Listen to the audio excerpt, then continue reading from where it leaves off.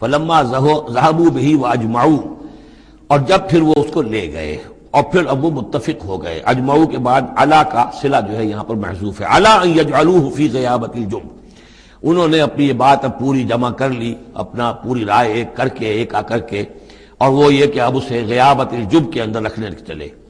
وَأَوْحَيْنَا إِلَيْهِ، ہم نے اس وقت وحی کی یوسف کو. لَتُنَبِّئَنَّهُمْ، اب اس کو ہم الہام کہیں گے، ابھی ظاہر بات ہے کہ وہ نبوت کی عمر نہیں ہے. وَأَوْحَيْنَا إِلَيْهِ لَتُنَبِّئَنَّهُمْ بِأَمْرِهِمْ هَٰذَا، تم یہ بات ان کو جتلاؤ گے، ایک دن آئے گا کہ تم جتلا دو گے اپنے بھائیوں کے تم نے میرے ساتھ کیا تھا. اب اس میں جو بلاغت ہے اس کی کیا معنی ہے؟ تم ہلاک نہیں ہوگے، تمہارا بال بیکا نہیں ہوگا، تمہاری ہم حفاظت کریں گے، ایک وقت آئے گا کہ یہ تمہارے پاس آئیں گے اور پھر تم انہیں جتلاؤ گے.